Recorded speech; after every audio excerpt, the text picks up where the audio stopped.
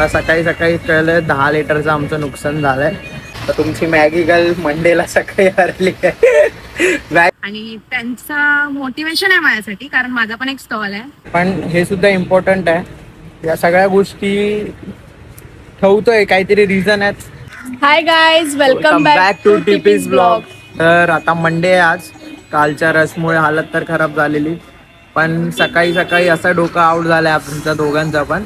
काल अशी चूक झाली की आम्ही शॉपसाठी निघालो आणि जसं मी सांगितलं की 4 का 5 कस्टमर्स ऑलरेडी वेटिंगवरती तिकडे उभेच होते. तर घाईमध्ये आम्ही सगळं सामान सगळं ठेवलं आणि जे मेन दुधाची पिशवी होती, म्हणजे जे एक्स्ट्रा दूध ठेवलेलं ते डिक्कीतच राहिलं. आणि नंतर काय डिक्की ओपन करायचा विषयच झाला नाही. तिथे गेल्या गेल्या डायरेक्ट ऑर्डर्स सुरू झाली आणि जी दुसरी पिशवी हातात होती ती यूज केली आम्ही. ती 15 लिटर आय थिंक जास्त असेल ते. आणि रात्र संपलं, मग निघालो, घरी आलो. आणि आता मी परत दुसरं दूध ठेवायला डिक्की ओपन केली, बघतोय तर कालचं दूध तिकडेच होतं. तर बघू त्याचं काय पनीर बनतं की काय बनतंय. बट आम्हाला शॉपवर तर यूज नाही. तर या सगळ्या अशा गोष्टी आहेत. आपण कधी घाई गडबड करतो धंद्यामध्ये, तर हे असे नुकसान होतात. तर कालचं आमची घाई गडबड झाली म्हणजे आम्हीच लेट निघालो, आमच्याकडनं पोचायला लेट झाला. कस्टमर आधीच थांबलेले, तर त्या सगळ्या गडबडीमध्ये ही मोठी चूक झाली. मोठी म्हणजे खूप मोठी चूक आहे. 10 लिटर दूध म्हणजे विचार करा आता नुकसान कितीच आहे. कालचा प्रॉफिटमधलंच जे आमचं नुकसान गेलं.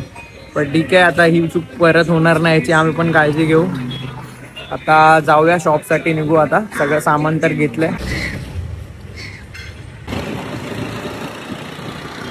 एक रील आहे अशी बनवतात सॉन्ग वगैरे बोलून, माहिती आहे, असे असंच कॅमेरा ठेवून सॉंग्स बोलतात ना, तसे रील्स काढतात. तशी काढायला वाटते. आम्ही रील स्टार सुद्धा बनणार आहोत.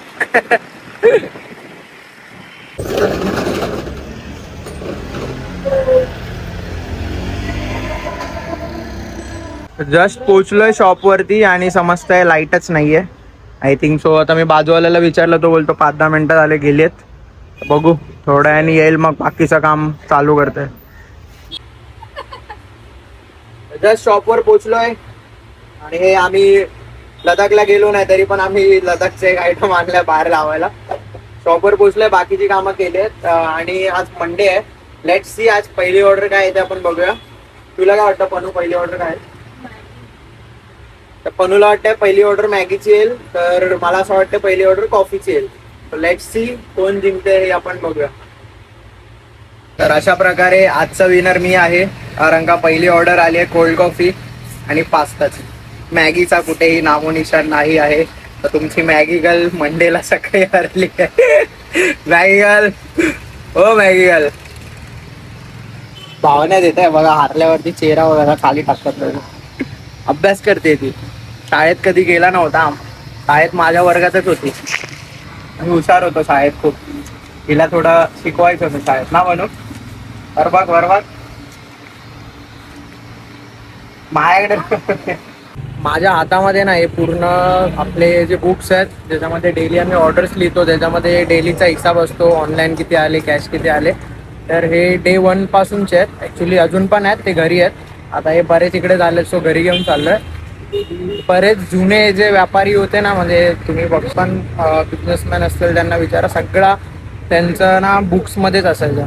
आणि ॲक्च्युली आपल्या एक्सेल वगैरेपेक्षा पण हे भारी आहे, कारण का आपण स्वतः लिहितो, स्वतः करतो. आमचं एक्सेलमध्ये सुद्धा काम आहे, तिकडे सुद्धा आम्ही या गोष्टी सगळ्या टाकत आलो आहे. पण हे सुद्धा इम्पॉर्टंट आहे. या सगळ्या गोष्टी ठेवतोय काहीतरी रिझन आहेत.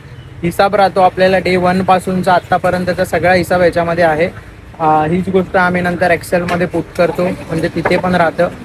सो या गोष्टी पण आहेत. बिझनेस चालू करताय तर प्रत्येक छोट्या ना छोट्या गोष्टीचा हिसाब असणं गरजेचं आहे. हिसाब असेल तुमच्याकडे प्रॉपर तर तुम्हाला कळेल तुमचा लॉस कुठे होतोय, प्रॉफिट कुठे होतोय, मार्जिन कुठे वाढवता येईल, कोणत्या महिन्यात किती धंदा झाला आहे, तर आपल्याला किती राहिला, वर्षाला किती धंदा झाला आणि आपण ॲक्च्युली त्याच्यातनं काय सेव्ह केलं आहे का, धंद्याला परत पैसे लागलेत, कसं बऱ्याच गोष्टी आहेत जे आपल्याला कळायला इझी जातं. आणि महिन्याचा हिसाब करायला पण, वर्षाचा हिसाब करायला पण सगळ्या गोष्टी याच्यामधून थोड्या स्मूथली वर्क करतात.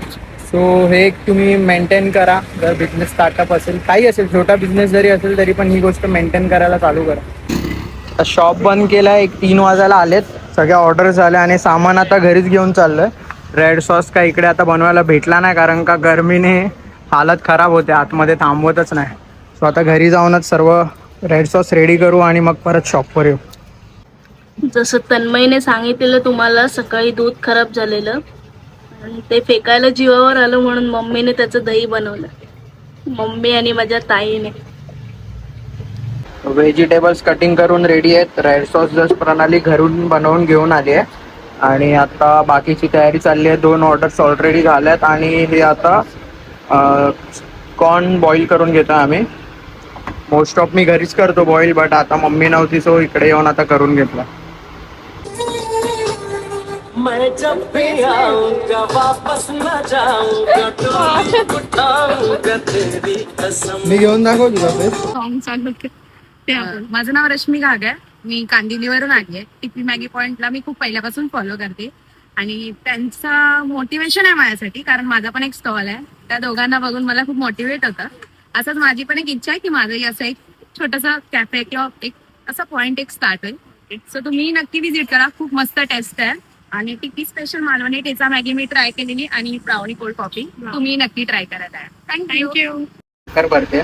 साखर भरणं हे खूप अवघड काम आहे. म्हणजे कसं कधी कधी साखर थोडी एकदा ना खाली पडतो आणि प्रणालीकडनं कधीच खाली नाही पडत. तर झाला आता दिवसाचा एंड. सगळे कामं झालीत करून.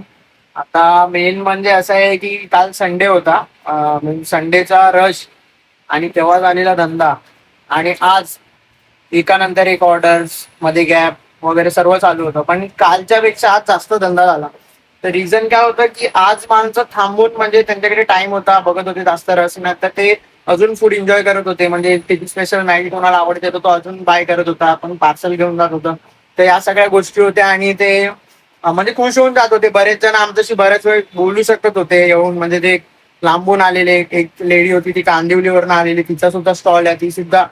तिने सुद्धा म्हणजे आमच्याशी बोलले, फोटोज रिव्ह्यू दिला, फोटोज काढले. तर बरं वाटतं. म्हणजे आमचं एवढंच आहे की आम्ही काय बोलतो की जास्त पण रश नको. स्वामींच्या कृपेने जेवढं कस्टमर्स येतात सगळं चालतंय, पण एवढंच आहे की जो पण कस्टमर आमच्याकडे येतो ना त्यांच्याशी बोलायला, त्यांना चांगलं सव द्यायला, त्यांना चांगली टेस्ट, त्यांना चांगली सर्व्हिस देणं हे आम्हाला जास्त इम्पॉर्टंट आहे. ना की कोण येऊन आर्ग्युमेंट करेल काय करेल, तर त्याचा थोडासा आम्हाला वेगळं इम्पॅक्ट पडतो. बट ठीक आहे, स्वामींच्या कृपेने खूप आणि खूप चांगला रिस्पॉन्स आहे आपल्या शॉपला चालू केल्यापासून आजपर्यंत आणि असाच यापुढेही राहील. कारण का आपण मेहनत पण तेवढीच घेतोय आणि सर्वांना आमच्या मेहनतीचा सुद्धा फायदा होत आहे. आजपर्यंत आय थिंक एवढ्या जणांकडनं या गोष्ट ऐकली की तुमच्यामुळे आम्ही इन्स्पायर झालोय. आम्ही सुद्धा आमचं स्वतःचं काहीतरी शॉप चालू केलंय, कोणी कुठल्या दुसऱ्या फील्ड मध्ये केलंय, कोणी सेम केलंय.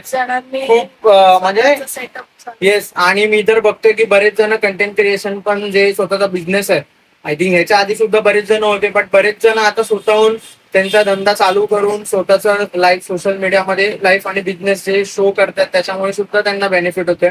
आणि या सगळ्या गोष्टी समोरून कस्टमर, समोरून फॉलोअर्स सांगतात की तुम्ही दोघं रिझन आहात की तुमच्या दोघांमुळे आम्ही करायला म्हणजे एक इन्स्पायर भेटले की जर ह्यांनी केलंय, ह्यांनी एवढं मस्त सेटअप केलंय, एवढं चांगलं मॅनेज करतात तर आपण पण करू शकतो. आणि असंच यापुढे आम्ही करत राहू.